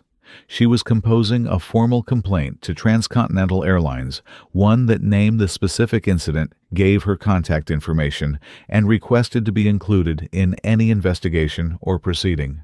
She had never done this before. In 20 years of flying, 20 years of accumulating the small and specific indignities of being a black woman moving through professional spaces, she had never once filed a formal complaint. She typed the subject line, regarding Flight 1174, March 19th. Formal witness and complainant statement. She looked at it. She thought about an 8-year-old girl in a navy blue dress who had asked a flight attendant to apologize, not for herself, but for everyone. She pressed send. Ava woke up at 6:14 in the morning with her notebook still in her hand. She didn't remember falling asleep in the car. She didn't remember being carried up to the hotel room. She didn't remember her father removing her shoes and pulling the blanket over her. But she remembered, in the first full second of waking, everything that had happened the day before. Not in fragments the way most people recall sleep, interrupted memories, but whole and complete, like a file that had been running in the background all night and loaded the moment she opened her eyes. She sat up. The room was quiet. Malcolm was in the chair by the window, with his laptop open, already working a cup of coffee on the table beside him. He looked up when he heard her move. "Morning," he said. "Did she send anything else?" Ava asked. He knew immediately who she meant. "No," he said. "Just the one message." Ava sat with that for a moment. She looked at her notebook in her hands. She opened it to the last page she had written and read her own words back to herself. The clean, sequential record of everything that had happened from boarding to landing. She read it the way you read something you wrote a long time ago, testing whether it still felt true, whether the distance of sleep had changed its shape. It hadn't. Patricia sent the formal interim commitments at 11:47 last night. Malcolm said Transcontinental signed off at 12:32 a.m. He looked at his daughter. They moved fast. "What did they commit to?" Ava asked. He turned his laptop toward her. She read. She read carefully, tracking each line the way Patricia had taught her, not for what it said, but for what it left room to undo. She found 2 places where the language was softer than she wanted and pointed at them both without saying anything. Malcolm nodded. Patricia flagged those too. He said she's pushing for tighter wording before final signature. "Good," Ava said. She put the notebook down on the bed beside her and looked at the window. The light outside was the particular pale gray of early New York morning, the city not yet fully awake, but already moving the way it always moved, like something that never fully stopped. "Dad," she said. "Valerie's message, the one last night?" She paused. "Do you think she meant it?" Malcolm sat down his coffee. He thought about the question, the way he thought about all important questions, without rushing it, without offering a comfortable answer before the honest one had been found. "I think she meant something by it," he said finally. "Whether that something becomes a real change, I don't know. That's her work to do, not ours." Ava nodded slowly. "I keep thinking about what Grace said, that it had been happening for 3 years, and nobody made her face it." She looked at her father. "That means for 3 years, people absorbed it and moved on every single flight over and over, and it just kept going because nothing stopped it. Until you," Malcolm said. "Until somebody," Ava said. She said it carefully, making the correction gently but firmly. "I happened to be the one who was paying attention that day. But it could have been anyone. It should have been anyone. A long time ago." Malcolm looked at her for a long moment. "You know what the hardest part of that truth is?" "That most people were paying attention," Ava said quietly. "They just decided it wasn't their problem." He didn't answer. He didn't need to. The time was 6:31 a.m. At 8:15 a.m., Patricia arrived at the hotel with 2 associates and a printed copy of Transcontinental's revised interim commitments, which she had negotiated to tighter language in a phone call that had apparently lasted from 6 a.m. to 7:45 a.m. She spread the documents on the table, walked Malcolm through each clause, and then pointedly, deliberately turned to Ava and walked her through them too. Not a summary, the actual language clause by clause. "This one," Ava said, pointing to Section 3, Paragraph 2. Patricia looked. "What about it?" "It says the airline will make reasonable efforts to contact affected passengers." Ava said, "Reasonable efforts is not a standard. That's a phrase that means whatever they need it to mean when the time comes." Patricia looked at her associates. One of them, a young woman named Kira, who had said nothing, yet looked down at the document and then back up with the expression of someone who had just been shown something they should have caught themselves. "She's right," Kira said. "I know she's right," Patricia said. She was already uncapping her pen. "I flagged it last night, and they pushed back." "I'll push harder," she looked at Ava. "Good catch. My father says reasonable efforts is lawyer language for we'll try if it's convenient," Ava said. Patricia looked at Malcolm. "Did you teach her that?" She read it somewhere.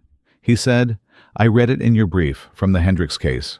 Ava said, "The one you left on the kitchen counter at our house in July." Patricia stared at her. Then she looked at Malcolm. "She reads your legal briefs. She reads everything he said. The clause was revised.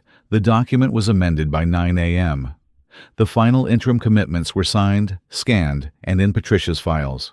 Section 3, Paragraph 2 now read, "The airline will directly contact each identified affected passenger by name via personal phone call within 72 hours of the signing of this agreement. Not reasonable efforts. Direct contact by name with a deadline." It was a small thing. 2 sentences revised. But Ava understood, in the way she understood most important things, that the difference between reasonable efforts and direct contact by name within 72 hours was the difference between a gesture and an obligation, and obligations had teeth. Then Patricia's phone rang. She looked at the screen. Something shifted in her expression. Not alarm, but a particular kind of alertness that meant the call was significant. She held up a finger and stepped to the corner of the room. Everyone heard one side of the conversation, brief, clipped, professional. And when Patricia turned back around, she had the look of someone carrying news that had more than one edge. "That was Deborah Ames," she said, "from Transcontinental HR." Malcolm straightened slightly. "And she's calling to tell us that Valerie Westbrook will not be contesting her suspension." Patricia paused. "And that this morning at approximately 7 a.m., Valerie requested a meeting with the airline's Employee Assistance Program on her own initiative without being required to." Another pause. "Deborah thought we should know." The room was quiet. Ava looked at her hands. She was thinking about a flight attendant standing at an exit door with bright eyes and no words and a message sent at night to a number she had no reason to know. And what it meant when someone reached for help. Not because they were forced to, but because something had finally broken through. "Good," Ava said softly. Just the one word. Nobody added to it. Some things didn't need additions. The twist that came next arrived not from the airline, not from lawyers, not from any of the formal machinery that had been set in motion. It arrived from a direction nobody had anticipated, and it arrived fast. At 9:47 a.m., Malcolm's communications director called from his New York office. Her name was Sandra, and she had a voice that was normally very composed. But this morning, it had the particular pitch of someone who has been watching something develop for the past 2 hours and is only now calling because it has become impossible to wait any longer. "Malcolm," she said, "we have a situation." "Define situation," he said. "There's a video," Sandra said, posted last night. "Someone on the flight recorded part of the confrontation in the cabin. It shows Ava standing in the aisle addressing the flight attendant. It shows the flight attendant walking away. It's been up for 11 hours. A pause. It has 4 million views." The room went very still. Malcolm looked at Ava. Ava looked at her father. 4 million, he repeated. "As of 8 minutes ago," Sandra said, "it's moving fast. I've been getting media requests since 6 a.m. I didn't want to call until I knew what we were dealing with. I know now." Another pause. Malcolm, the comment section. "I want you to know that its people are responding strongly, not just outrage at the flight attendant. People are talking about their own experiences. The comments are full of people sharing stories, hundreds of them. It's becoming something larger than the original incident." Malcolm was quiet for a moment. He looked at Patricia. Patricia was already on her phone pulling up the video. She turned the screen around. Ava watched herself. It was strange, the particular strangeness of seeing yourself from outside yourself in a moment you experience from within. The video was shaky, shot from a phone, held at an angle from somewhere in rows 3 or 4.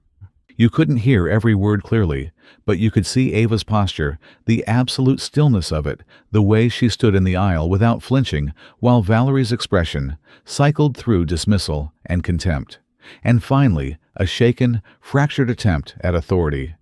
You could see the notebook. You could see the moment Valerie turned away. And then, this was the part Ava hadn't known was recorded. You could see Valerie's hand reach out and grip Ava's arm. The grip lasted 2 seconds. Ava didn't move. She looked down at the hand on her arm, and then looked back up at Valerie's face with an expression that even on a shaky phone video, even at that angle and resolution, communicated something so clear and so complete that it needed no caption. It said, "You have just shown everyone exactly what you are." Then Valerie let go, and Ava walked back to her seat. Patricia stopped the video. She set her phone face down on the table. "The grip," she said to Malcolm quietly. "I know," he said. "That changes the legal dimension significantly." "I know," he said again. Ava was looking at the phone, face down on the table. She was thinking about something. "How many people saw it?" she asked. 4 million and growing," Patricia said. Emma was quiet for a moment. "The people in the comments, the ones sharing their stories." She looked at Patricia. "Is there a way to make sure this doesn't just become about the video, about the moment? Is there a way to make it about what changes? What actually changes? Because of it?" Patricia studied her. "What are you thinking?" "I'm thinking about the people who will watch this and recognize themselves in it." Ava said, "Not just the people who were treated like Andre and Aisha. The people who were treated like the other passengers, the ones who watched and said nothing." She paused, "Because they're going to feel something watching this. And feeling something and doing something are not the same thing. I want there to be somewhere for the feeling to go." The room was quiet for a long moment. Then Kira, the young associate who had caught the contract language, said almost to herself, "A formal avenue, a way to report a visible commitment from the airline, that reports are taken seriously and acted on." She looked up, not buried in a website footer, prominent, named, committed to. "That becomes part of the final agreement," Patricia said immediately. She was already writing. "And not just transcontinental," Malcolm said. He was thinking out loud now in the forward-building way he thought when something had moved from a problem into a possibility. An industry conversation. The video is going to reach every major carrier by end of day. There's an opportunity here that's bigger than one airline and one flight. Ava looked at her father. "Will they listen?" "They'll have to," he said, "because 4 million people are watching, and by tonight, it'll be more." He was right about that. By noon, it was 9 million. By 3 p.m., it was 14. The video had moved from social media to news coverage.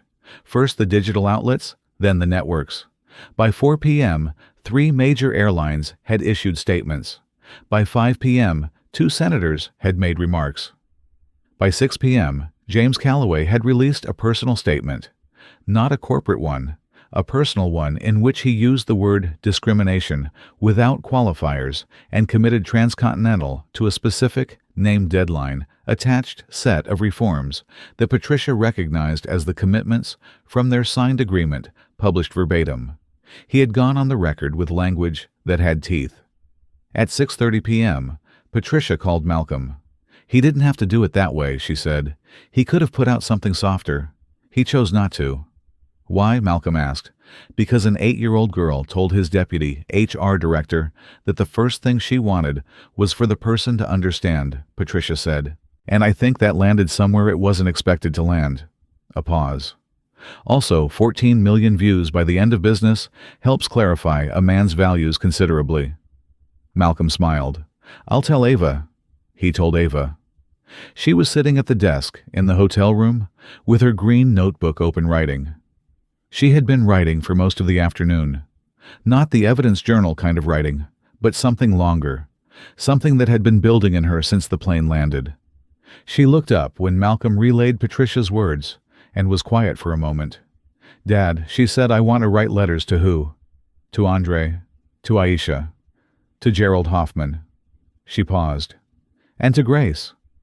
"What kind of letters?" "Not thank you letters," she said. Not really, more like she searched for the word. "Acknowledgement letters.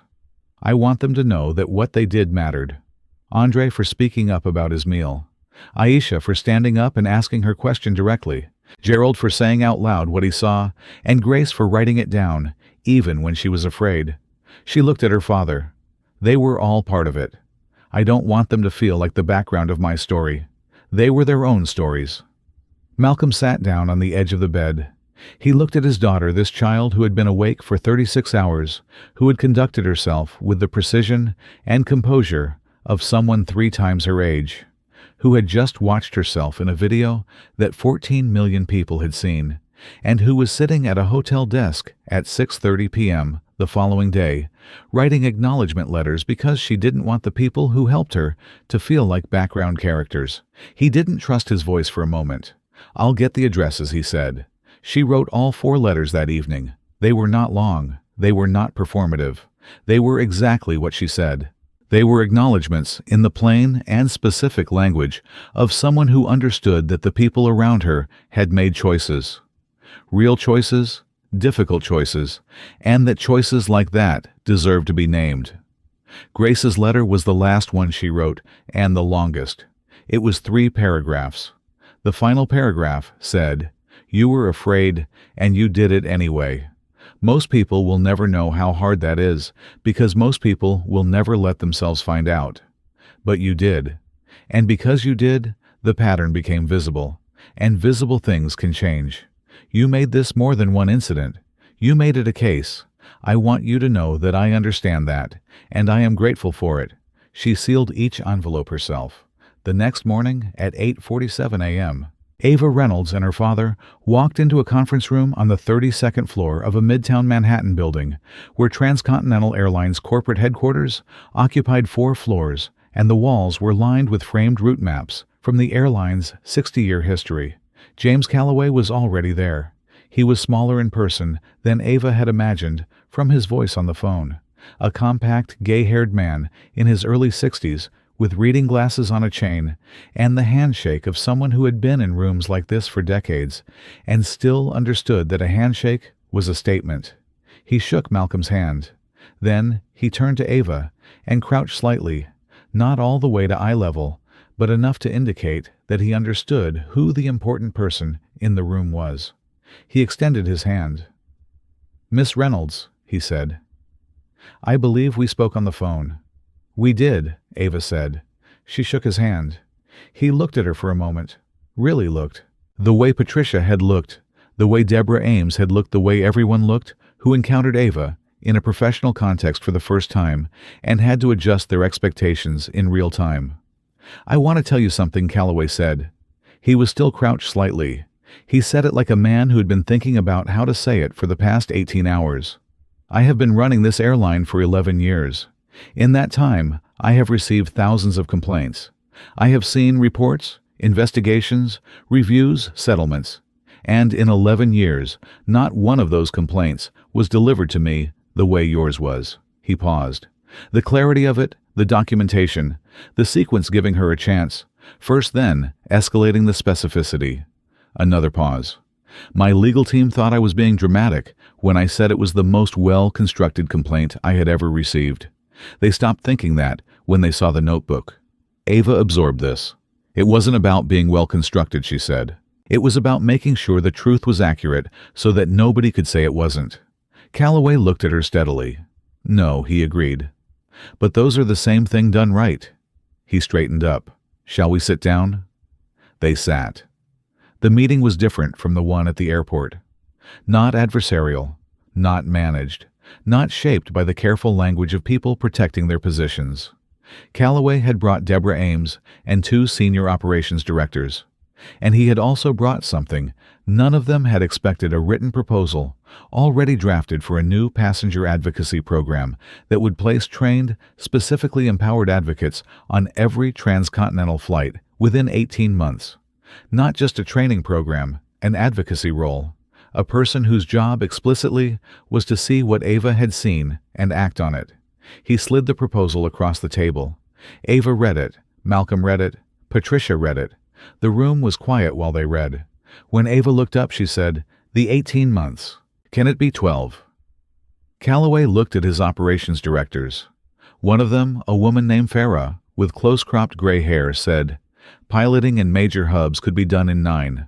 Full fleet in 12 is achievable if we prioritize resourcing now. 9 and 12. Ava said, "Pilot in 9, full fleet in 12.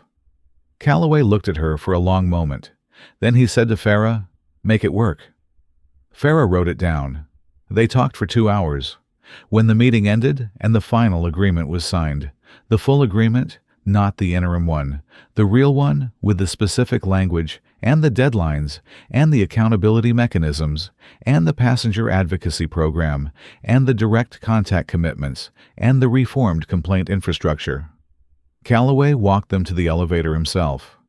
At the elevator door, he stopped. He reached into the breast pocket of his jacket and produced something small, a business card, but not a corporate one, a personal one, with just his name and a direct number. He held it out to Ava. Not for legal purposes, he said not for complaints, just he paused, and for the first time in 2 hours, he looked like something other than a corporate executive managing a situation.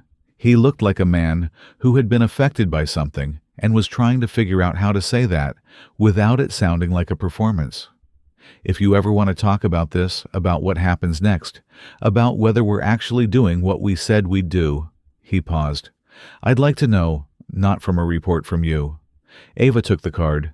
She looked at it. She looked at him. "I'll follow up in 6 months," she said. He smiled, a real smile, the first entirely unmanaged expression she had seen from him. "I'll be expecting it," he said. The elevator doors opened. They stepped and the doors closed. Malcolm looked at his daughter. Ava was looking at the business card in her hand. She was thinking about something. He could tell because she had the expression she got when the thinking was deep. A particular quiet that was not emptiness, but fullness, a mind working at a level below the surface. What he said, she looked up at him. "In 6 months," she said, "I want to check whether Grace is still employed." He looked at her carefully. "You think they'd retaliate against her?" "I think they said they wouldn't," Ava said. "And I think there's a difference between saying and doing. And I think Grace took a real risk, and she deserves to know that somebody is watching out for whether that risk cost her anything." She paused. Patricia should put a non-retaliation clause in the final filing if she hasn't already. Malcolm took out his phone and sent Patricia a text with 3 words. Non-retaliation clause. Grace. Patricia's response came in 40 seconds already in page 7, paragraph 4. He showed Ava. She read it. She exhaled. "Good," she said. The elevator reached the lobby. They walked out into the morning, the particular alive, relentless morning of New York, the city that had no patience for anything that stood still. People moved past them in every direction, each one going somewhere, each one carrying their own version of today's weight. Ava stopped for a moment on the sidewalk. She tilted her head back and looked up at the building they had just come from, at the narrow strip of sky between the towers, at the particular blue of a March morning. Her father stopped beside her. "You okay?" he asked. She was quiet for a moment, not processing, not thinking, just being in the moment with all of it. The flight, and the notebook, and the phone call, and the meeting, and the letters, and the video, and the agreement, and the business card, and Grace, and Aisha, and Andre, and Gerald, and a woman named Valerie who had sent a message at night from a place of something that might, if she was honest with herself, grow into something real. "Yeah," she said. "I'm okay." She looked at her father. "Can we get breakfast?" she said. "I'm actually really hungry." Malcolm laughed, full reel from the chest. The kind of laugh that comes after something hard has been completed, and the body finally remembers it's allowed to feel ordinary things. "Yes," he said, "we absolutely can." They walked side by side, father and daughter, through the morning city, her hand in his. She had her green notebook in her other hand. She would probably always have the notebook. She was the kind of person who would always have the notebook. 3 weeks later, Transcontinental Airlines posted publicly on their website the new passenger advocacy program with a launch timeline, a name director, and a complaint system with a visible, accessible portal and a guaranteed 48-hour response commitment. The Post credited the impetus for the program to, in Calloway's words, a complaint filed by a passenger whose documentation integrity and moral clarity set a standard we should have been meeting already. He did not name her. She had asked him not to. 2 months later, Grace Thompson, who had kept her job, her record clean, and her conscience cleaner, was promoted to lead flight attendant on Transcontinental's flagship international routes. She sent Ava a card. It said only, "Because of you, I stopped looking away. Thank you." Andre Blackwell called his son Marcus that same night and told him the whole story. He told him about the calculation, the math you do in your head every time you decide whether to say something or swallow it. He told him about an 8-year-old girl who had done that math and come up with a different answer. He told his son, "The math is hard, but you can get better at it. You just have to keep doing it." Marcus was 10 years old, and he listened to every word. Aisha Williams gave a keynote at her medical conference the morning after the flight, and opened it with 3 minutes about what had happened on the plane. She said, "I spent 20 years being professionally excellent and personally silent. I met an 8-year-old who showed me those two things are not the same as being whole." She received a standing ovation. She cried backstage. She was not embarrassed about it. And Valerie Westbrook attended 12 sessions with the Employee Assistance Program over the following 4 months. It was not easy. It was not linear. She resisted for the first 3 sessions, and something broke open in the 4th, and the process was slow and uncomfortable in the way that all real processes are slow and uncomfortable. At the end of the 4th month, she wrote a letter not to the airline, not to the lawyers, to Ava. She wasn't sure it would be received. She sent it anyway. It arrived at the Reynolds family home on a Tuesday morning. Malcolm brought it to Ava, with his expression deliberately neutral, letting her decide what to do with it. She read it at the kitchen table. She read it twice. It was long and imperfect, and contained several places where the language retreated into excuse, before catching itself and returning to honesty. And it ended with a sentence that was just, "I'm still working on it, but I am working on it." Ava folded the letter carefully. She put it in her green notebook, not with her evidence pages, but in the back where she kept things she wanted to remember. Then she opened to a fresh page. She uncapped her pen. At the top, she wrote the date. Below it, she wrote one line. She wrote, "Some things take time. The important thing is that they move." She kept her pen. She closed the notebook, and Ava Reynolds, 8 years old, almost, 8 and a half, born in March, picked up her backpack, covered in constellation patches, and went to